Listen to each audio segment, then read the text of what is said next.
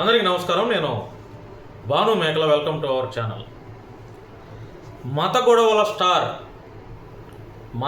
Star ఆటలో అరటిపండు కరుణాకర్ కేకలో అరుపులు. మత గొడవల స్టార్ ఆటలో అరటిపండు కరుణాకర్ కేకలు అరుపులు. దానికి మన స్ట్రాంగ్ కౌంటర్. అన్నాయ్ కరుణాకరు, నీకు నా పైన ఎందుకు వీడియోలు చేయట్లేదో తెలుసా? నువ్వు అవకాశం ఇవ్వట్లా. నీకు నేను అవకాశం ఇవ్వట్లా. ఎందుకో తెలుసా? నేను పాస్టర్ని కాదు కాబట్టి. ఒకవేళ నేను పాస్టర్ని అయ్యాను అనుకో, ఇంత దాన్ని కూడా ఇంత పెద్ద భూతద్దంలో పెట్టి చూస్తావు. సో ఇక్కడ నేను పాస్టర్ని కాకపోవటం వల్ల నీకు నా పైన ఏం మాట్లాడాలో అర్థం అవ్వట్లా. అండ్ ఇంకొకటి, నాలో ఏ తప్పులు కూడా నీకు దొరకట్లా, కనపడట్లా. ఎందుకంటే నేను జై శ్రీరామ్ అంట, ప్రైజ్ లాడ్ అంట, ముస్లింలను కూడా నేను జై అల్లా అంట, కులాలు మతాలు పెద్దగా పట్టించుకోను, ఎవరి దగ్గరికైనా వెళ్తా, ఏ హిందువుతో అయినా కలుస్తా, ఏ ముస్లింతో అయినా కలుస్తా, ఏ క్రైస్తవుడితో కలుస్తా. ఓకే, సో మన కార్యక్రమాలు, సేవా కార్యక్రమాలు కూడా కులాలకి మతాలకు అతీతంగా చేస్తాం. సో నాలో నీకు తప్పులు కనపట్లా.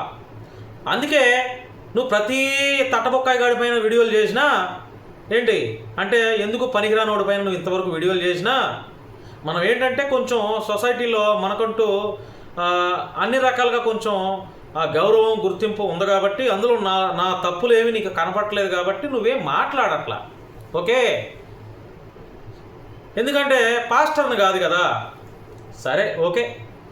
ఇక్కడ ఇంకొక మాట, అభినయ్ దర్శన్ గారి విషయంలో తెలంగాణ, ఆంధ్ర పెద్ద ఛానల్ మొదలుకొని చిన్న ఛానల్లో ప్రతి ఇన్ఫ్లుయెన్సరు, ప్రతి ఇన్స్టాగ్రామ్లో వీడియోలు చేసేవాళ్ళు, ప్రతి యూట్యూబరు, ప్రతి మేమరు, ప్రతి ఒక్కళ్ళు కూడా అభినయ్ దర్శన్ గారి విషయంలో అందరూ స్పందించారు.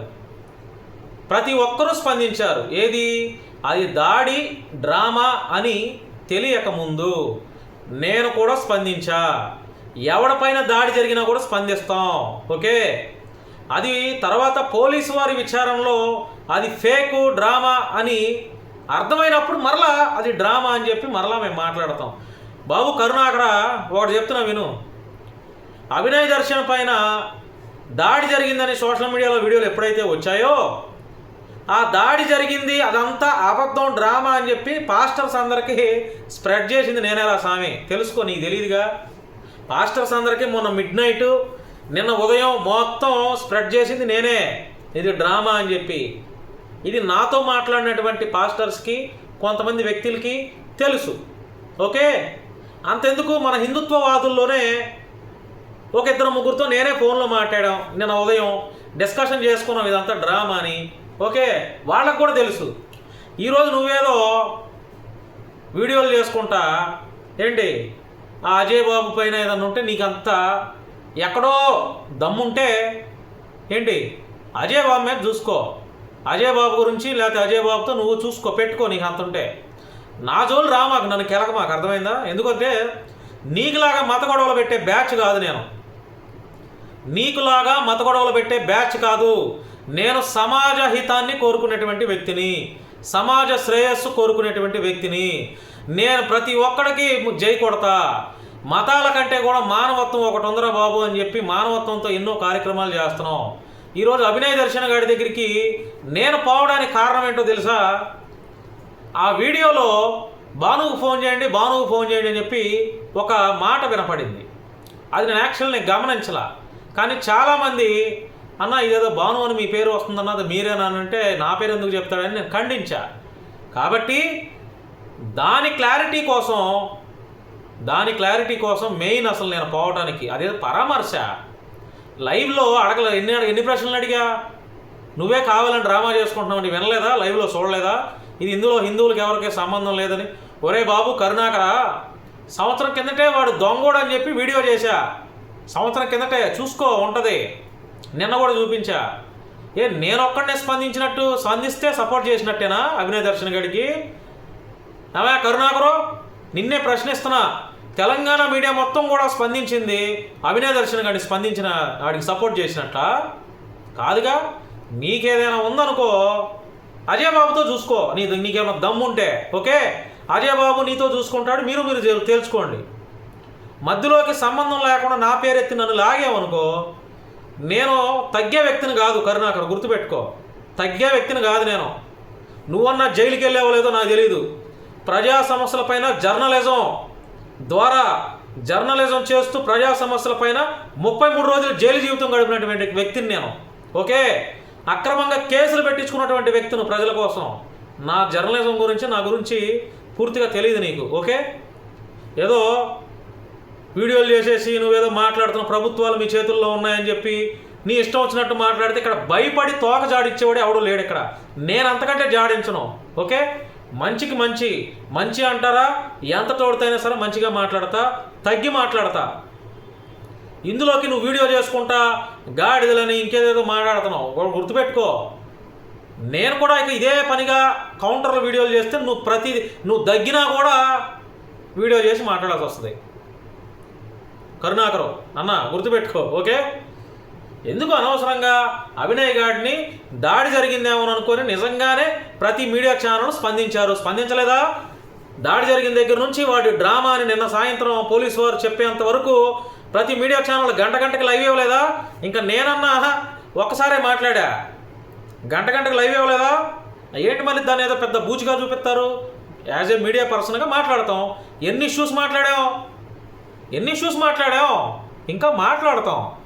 ఏదో పెద్ద స్టూడియోలో కూర్చొని మాట్లాడతావు ఏంది కరుణాకర్ నువ్వు?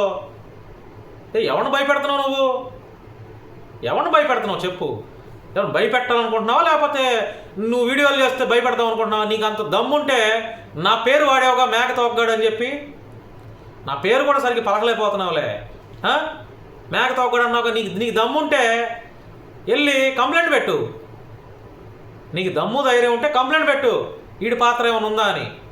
అప్పుడు తెలుస్తుంది భాను మేకలు అంటే ఎట్లా ఉంటుందో, ఏ రకంగా పోరాటం చేస్తాడో, ఏ రకంగా నేను సంకనాగిస్తాడో అప్పుడు తెలుస్తుంది. అర్థమైందా? మా దళిత కులాలపైన దాడులు జరుగుతున్నాయి, మా క్రైస్తవులపైన దాడులు జరుగుతున్నాయి, సహించేది లేదు. మాట్లాడేదే.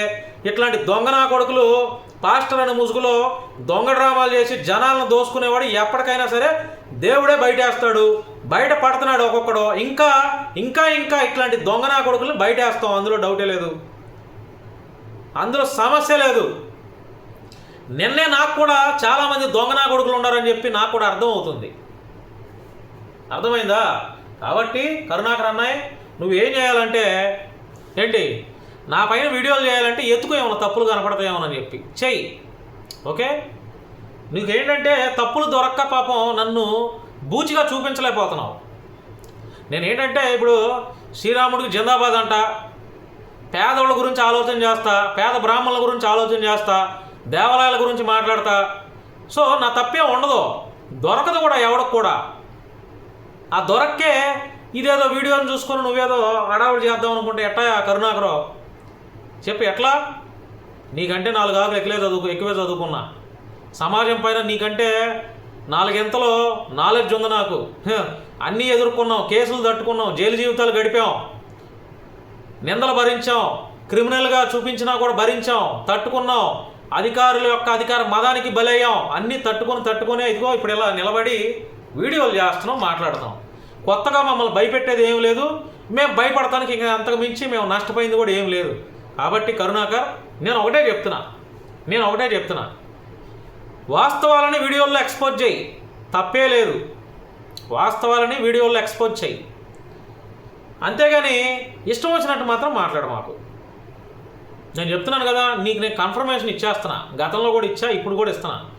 ఇక్కడ నువ్వేదో కరుణాకరు శివశక్తి సంస్థ నీ వెనక చాలామంది ఉంటారు అని అనుకుంటే పొరపాటే. అర్థమైందా? ఇక్కడ మేము భయపడం. ఎందుకంటే ఏమన్నా దోచుకుంటున్నావా, ఏమన్నా మత గొడవలు పెడుతున్నావా? ఏం కరుణాకర్, ఏమన్నా మత గొడవలు పెడుతున్నావా, ఏమన్నా దోచుకుంటున్నావా, ఏమన్నా ఇబ్బందులు పెడుతున్నావా, ఏ చిన్నపిల్లలపైన అత్యాచారాలు చేస్తున్నావా, రేపులు చేస్తున్నావా?